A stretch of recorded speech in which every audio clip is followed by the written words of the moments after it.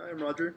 Hi, I'm Tom, and today we will be going over our project where we had Labview communicate with a DC power supply and multimeter to determine whether an unknown device, was ohmic or non-ohmic. And right now I'm going to take us through the Labview code that made this all possible. This is the Labview code that allows us to generate IV curves of circuit elements and determine if they are ohmic or non-ohmic. Reading left to right, we first initialize the Agilent E3646A power supply and the Agilent 34401A multimeter with the respective drivers. These can be obtained from the National Instruments website.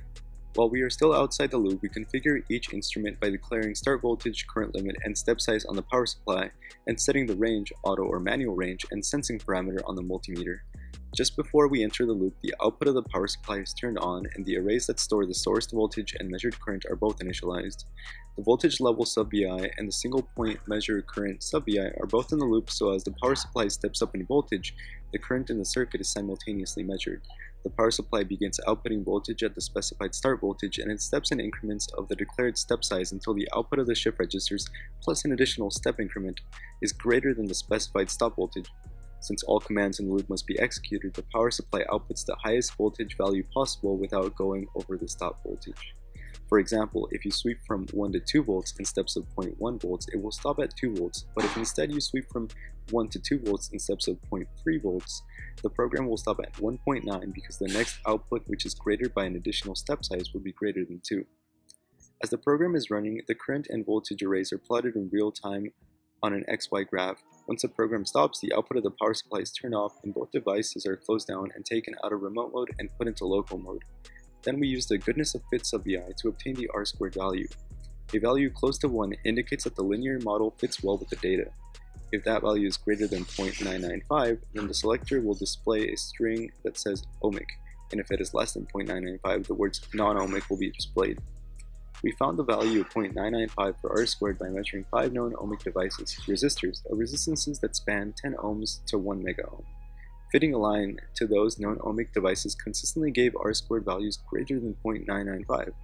We chose to be conservative and use the lowest R-squared value, which is 0.995 of a known ohmic device, as our baseline value for determining whether devices are ohmic or not. Lastly, we used the linear curve fit sub-VI to calculate the slope of the best fit line. We take the inverse of that number and report that in the front panel as the calculated resistance if the device is ohmic. However, if the device is non-ohmic, we certainly can't make a claim about the resistance since it is dependent on other factors and it is not just the inverse of the slope of the line. Instead, we have the selector attempt to take the square root of -1, which is a little trick we did to make it report NaN, not a number, on the front panel. The reason why we use the R-squared values to determine if a device is ohmic is because ohmic devices are linear. If a linear fit fits the data well, then it is ohmic. That is why we choose the R-squared value of 0.995 to be the worst linear fit before we decide the device is non-ohmic. Here we see a comparison of model characteristic IV curves of an ohmic device on the left and a non-ohmic device on the right. While we can claim that the curve is linear or non-linear by simply looking at it, it is not enough to prove that a device is ohmic. Our program allows us to classify devices by taking their data and using statistics to make an unbiased claim. Our circuit is as follows. Everything is connected in series. Our power supply creates a potential difference and we connect the positive lead to the black box. The multimeter is next in line and the circuit is completed at the negative lead of the power supply. Our Labview program controls the instruments that are connected to the computer using GPIB. Next up, Tom will show our project in action and talk about some difficulties we encountered when making the program. I will now walk you through a tour of the front panel of our software. On the front panel, the user has the option to control the power supply by controlling the start voltage, the stop voltage, the step size, and as a safety precaution, they can control the maximum output current on the power supply. In addition, the user also has the ability to control the multimeter, which measures the current, by selecting what range the multimeter will measure current through. The multimeter has 4 different ranges: 10 milliamps, 100 milliamps, 1 amp, and 3 amp. With auto ranging enabled, the multimeter will decide what range to be in based off of the input current coming in.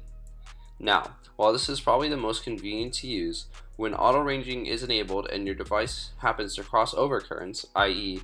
at 1 volt you expect 90 milliamps, and at 3 volts you expect 120 milliamps, this will result in issues. As shown through this 10 ohm resistor, This causes a jump in the characteristic IV curve and an unsuccessful classification, as the 10 ohm resistor is classified as a non-ohmic device. This is because the way the multimeter works is it measures current by measuring the voltage across a persistent resistor that is in parallel with your device. And when auto ranging is enabled, it doesn't quite switch over at the specified ranges, so you will be using the precision resistor in a range that it should not be being used, and you will get this jump in the characteristic IV curve when the multimeter decides to, oh, I need to switch over to the correct precision resistor and change ranges. For devices like this, we suggest that you select manual current ranging by turning off auto ranging and set the manual max current range to a range that encompasses all of the current measurements expected. So we reran the 10 ohm resistor with a manual max current range set to 1 amp, as this range was the smallest range that encompassed all of the current measurements expected. With this, we were able to get a successful classification of the resistor as an ohmic device and a resistance of 11 ohms, which is within the tolerance of the resistor. In this particular run, we characterize a 1 mega ohm resistor. Since we saw a voltage from 0 to 5 volts and the resistance of the resistor is fairly high, the current stayed in a single range, so we could use the auto ranging when doing the sweep. Our program was successful in determining it was an ohmic device, and it displayed a resistance of 0.98 mega ohms. We then hooked up our black box to the circuit to determine whether it was an ohmic or non-ohmic device. When we first ran through it, we noticed that it had currents that were within the 100 milliamp range and the 1 amp range, so we turned off auto ranging and selected the manual max current range to 1 amp.